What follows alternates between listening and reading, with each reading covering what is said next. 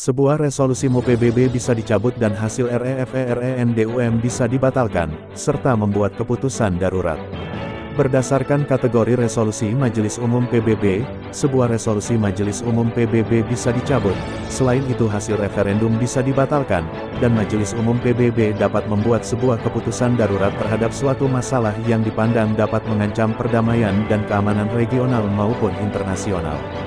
Resolusi Majelis Umum Perserikatan Bangsa-Bangsa atau United Nations General Assembly Resolution adalah sebuah keputusan resmi dari Majelis Umum Perserikatan Bangsa-Bangsa yang diadopsi ke dalam tubuh Perserikatan Bangsa-Bangsa PBB.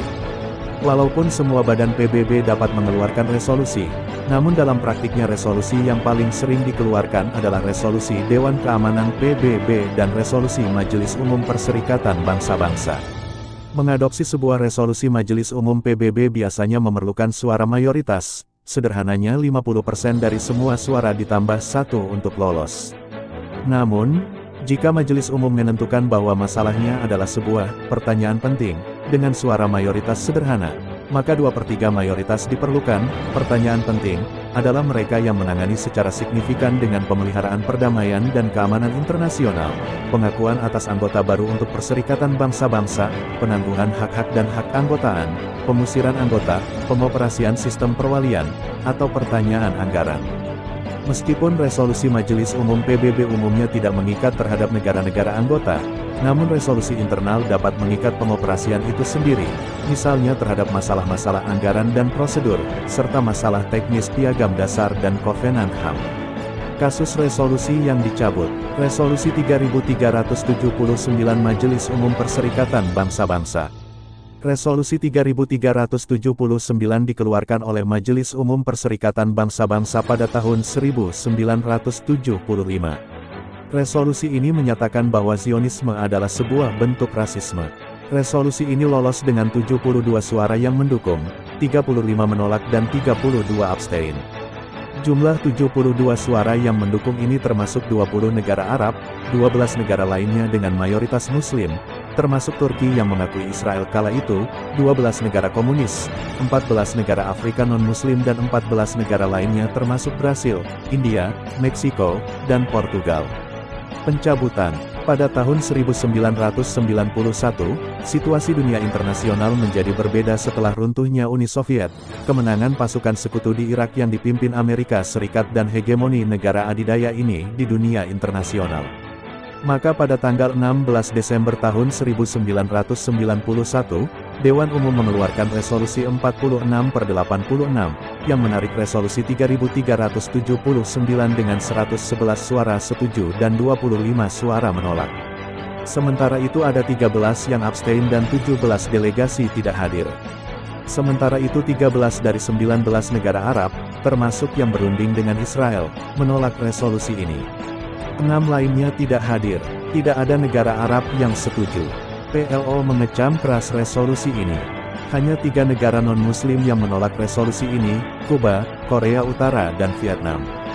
Hanya 1 negara dengan mayoritas penduduk Muslim mendukung resolusi ini, yaitu Albania, lainnya abstain atau tidak hadir. https://wiki.wiki.media.org/wiki-miring-resolusi-bawah-337-9-bawah-majelis-bawah-umum-bangsa. Kasus pembatalan hasil REFERENDUM. Resolusi 68/262 Majelis Umum Perserikatan Bangsa-Bangsa. Resolusi Majelis Umum Perserikatan Bangsa-Bangsa 68/262 adalah resolusi yang ditetapkan pada tanggal 27 Maret tahun 2014 oleh sesi ke-68 Majelis Umum Perserikatan Bangsa-Bangsa sebagai tanggapan terhadap krisis Crimea 2014. Resolusi yang berjudul, Integritas Teritori Ukraina, ini didukung oleh 100 negara anggota Perserikatan Bangsa-Bangsa PBB. Resolusi ini menegaskan komitmen terhadap kedaulatan, kemerdekaan politik, kesatuan, dan integritas teritori Ukraina, serta menggarisbawahi ketidakabsahan referendum Crimea 2014. Armenia, Belarus, Bolivia, Kuba, Korea Utara, Nikaragua, Rusia, Sudan, Suriah, Venezuela, dan Zimbabwe menentang resolusi ini. Terdapat 58 negara yang abstain, dan 24 negara lainnya tidak hadir dalam pemungutan suara. Resolusi ini diajukan oleh Kanada, Kosta Rika, Jerman, Lituania, Polandia, dan Ukraina. Penetapan resolusi ini didahului oleh upaya di Dewan Keamanan Perserikatan Bangsa-Bangsa yang gagal karena diveto Rusia. https://wiki.resmiring-wiki-268-269-262-Perserikatan-Bangsa Keputusan Darurat Resolusi S10PERLITER 22 Majelis Umum Perserikatan Bangsa-Bangsa.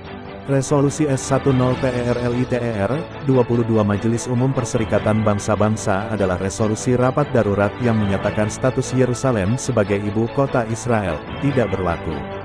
1. Resolusi ini diadopsi dalam rapat pleno ke-37 Sidang Istimewa Darurat ke-10 Majelis Umum Perserikatan Bangsa-Bangsa. 2. Pada Sidang ke-72 Majelis Umum Perserikatan Bangsa-Bangsa tanggal 21 Desember tahun 2017. Draft resolusi ini diajukan oleh Yaman dan Turki.